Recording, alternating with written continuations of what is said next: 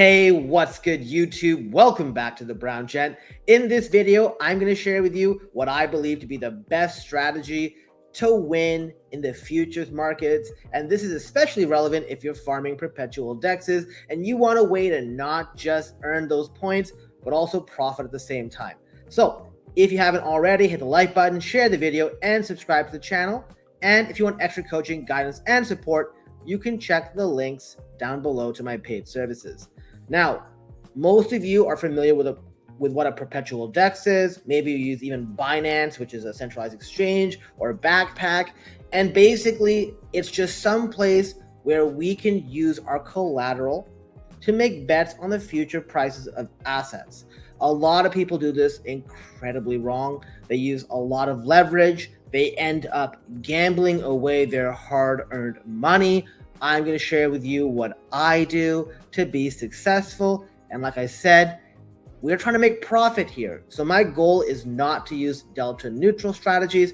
And just to remind you guys, a delta neutral strategy is where you go long on an asset on one exchange, you go short on another exchange in the equivalent amount. And then one exchange, you will pay the funding rate. One exchange, they will pay you, and then you just pay any associated fees, but you farm points, and people like doing that to farm airdrops. Now, one of the things perpetual dexes have started to evolve is they start focusing more on P&L. They start focusing on other factors, not just volume. So delta neutral is okay, but we can do much better. And hey, if you're like, why should I believe you, Brown Gent? Well, let me show you something. I am one of the most risk-averse people that you know. And let me show you, here's my Lighter account. Take a look at my P&L. It is nothing insane, by the way. Look, I'm not here making a ton of money, but making $46.79, almost $5,000 off a $1.6 million volume, not bad. And I did this in the course of a few months. Obviously, I actually started putting some more effort into doing this in the last, let's say 3 weeks. So obviously there is something going on. I'm going to sort of share some stuff with you, but I want to sort of paint a picture to sort of tell you where this strategy comes from, why I sort of see it applying, and, maybe it'll work for you.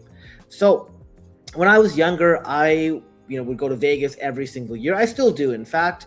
And, I liked playing roulette. It's not a 50-50% game.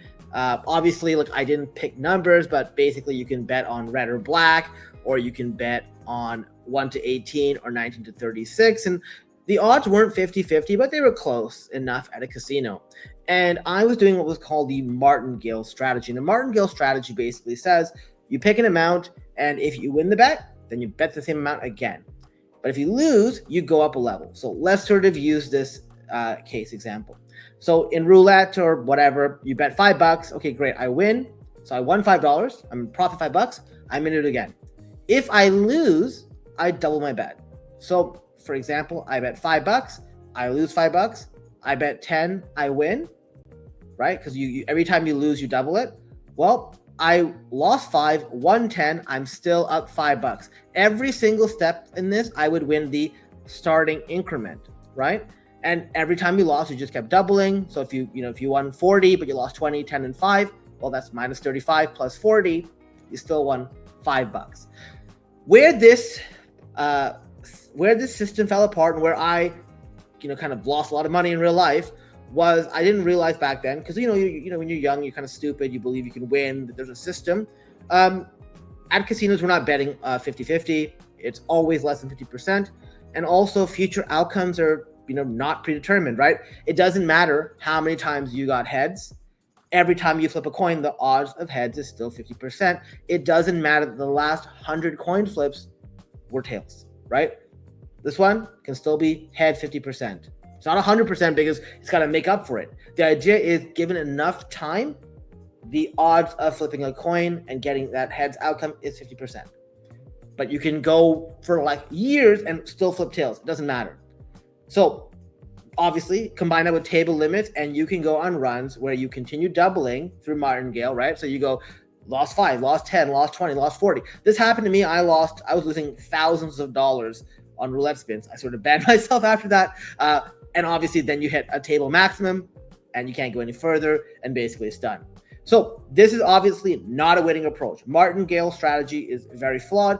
I looked at simulations and stuff after the fact, and there's a certain point where like literally your risk of ruin is way too high compared to sort of the potential money you can make. But from that, I have made my own system that has worked for me. And let me sort of share with you what that is. I call this the Brown Gent trading system. Very risk averse, and I'm going to sort of share with you what I do. First thing I want to indicate here is this strategy only works in a bull market. I know there are some people who will watch my videos, they're very low IQ. Hopefully that's not you. Do not sit here and ignore these rules. If you ignore these rules, you're going to lose money. So step one, if we're not in a bull market, do not do any of this. The strategy only works in a bull market. Remember when I talked about predetermined outcomes? In a bull market, coins trend up, right?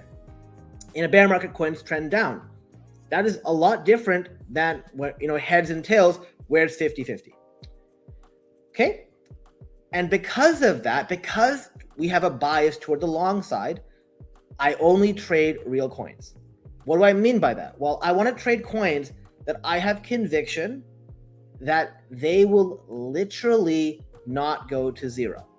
So I can buy Bitcoin on a perpetual DEX or whatever and not be afraid of it going to zero. I can buy Ethereum and not be afraid of it going to zero. I can buy Pepe, for example, right? These are the tokens I have conviction in that aren't going to go to zero.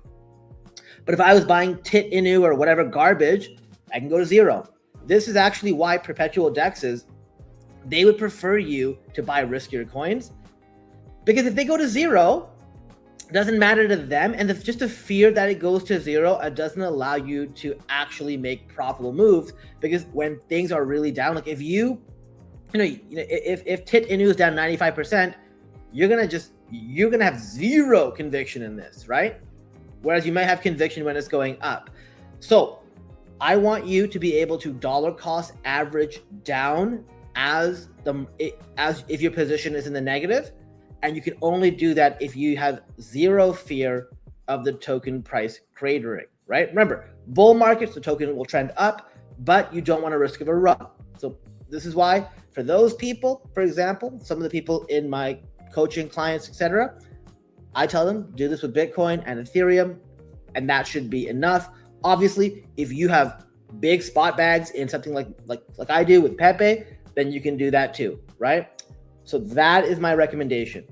It also helps if you have spot bags of those tokens, because a lot of my approach is also making sure that you are scalping. You're not doing long-term trading, right? You can see on the right here, take profits regularly. So if you're trading Ethereum and you got a 5% move up, you're able to close it without fear that, oh my God, it's running without me. The idea is trading is short term, and that's what perpetuals and futures does. Spot is for the longer term bull market. When we're trading here in this trading system, you are literally buying and selling, buying and selling. There's no point in buying and hodling, right? You're paying funding, etc. You don't want to do that, okay? So we trade real coins. That allows us to dollar cost average. The other part of this is to be able to dollar cost average, you have to start off very small. And this is probably the point where most people have the biggest difficulty. A lot of people get bored. A lot of people aren't okay making small amounts of money consistently. They want to make a lot of money really fast because maybe they blew some money on a scam. They bought some garbage. Doesn't matter. I don't care. I don't care what your outcome is. I don't care if you've got to make $20,000 by the end of the month. You're going to only lose money if you try to rush this. So I always recommend starting off very small. So let me give you an example right here. So if you have margin, like, in your account that would allow you to hold 100 ETH, without being liquidated, right? Like maybe you have 100 ETH that can withstand a bit of drawdown. Well, I would start with 0.5 to 1 ETH, right? Now, obviously, if you are closer to support, right? So this is like where price is near bottom. You can have a higher initial size, maybe 1 or 2 ETH. If you're closer to resistance, I'll say either you avoid or you do 0.5. And then if you start seeing, drawdowns on your position, 5 to 10%, that's where you top up by 1 or 2 ETH. Remember, we want to at very, very small. Remember, you're allowed to have 100 ETH without being liquidated. You literally in this spot are being so careful. And the reason for that is you don't have a liquidation price. And when you do, it's nowhere near your position. So you're not sweating. You're not like, oh my God, if Ethereum drops $100, I'm fried or I'm cooked, right? That doesn't matter. And basically the goal here is at no point do you have a liquidation price, right? Like for me, the way I size, maybe I will get to 10 or 15 ETH of my 100 ETH potential, right? And this is why it's so important to do it in a bull market, because the coins do trend upward. So even if you do get some sort of, downside drawdown, it's not that long and you can easily withstand it, and your dollar cost averaging across the way. Let me sort of show you some examples. Just take a look over here. You can literally see, look how many transactions I'm doing. Let me just see if we can bring both on the screen. You can take a look. You can just see it non-stop. And I'm also doing this on a bunch of exchanges. So just take a look once again, right? I have my current position here. I have 1.5 ETH, down 265 right now. But you can just take a look over here, right? Like sometimes I take wins of $7, but sometimes I take wins of $1,000. Literally super easy, right? So these are the things that you want to focus on, right? Follow this approach. It's very, very safe. Remember, nothing I say is financial advice, but if you only trade real coins, if you size very small, which allows you to dollar cost average, and you are scalping, like you're buying and selling, and you're giving some thought to your entry sizes, and you're in a bull market, the only problem I'll see you having is being greedy. A lot of people, so people who I've tried this or showed this strategy to, fantastic. They start making money and they start getting ahead of themselves. They're like, okay, I'm making $20, $30 every time. I want to make more. So they start trying to force it. They start trying to make this faster. Guys, do not do this. Literally, this is why I have this image here. It's a mouse trap with money inside, right? $100 bill. Do not do this, because greed is how you blow up your account.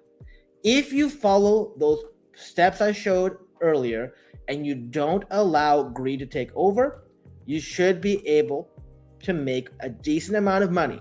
You are not going to win any trading competition. I'll tell you, I joined in the lighter competition, literally was like in the 500s, but my P&L was like 35% for that amount that I did it on the week.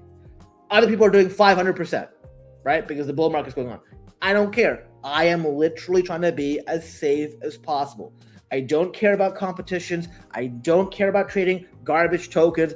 If people are like, oh, Brown Gent, you know how to trade meme coins. Great.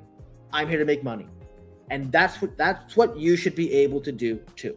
So if you have been looking for a way to, trade perpetuals, if you wanted a way to actually win in futures and also get those nice airdrops, I really think that this is an approach you want to try out. If you're not certain how to do this, my recommendation is open up an account on one of these smaller dexes. You can do a Hyperliquid, which is a fantastic one, right? And put in $500, put in $1,000 and test this. And you can start off very, very small, right? So instead of the margin that gets you 100 ETH, maybe you have a margin that gets you 10 ETH, and you put 0.05 ETH to start, or 0.1 ETH to start. Start off very small, learn, because the number one thing you have to do in this space is get your reps. Get your reps, be consistent, build that comfort, but don't ever get greedy. Stop thinking that you're entitled to something faster. Be safe, and you can make this work for you. All right. Hope you guys enjoyed this video. Let me know what you think. Thanks again for watching. See you later.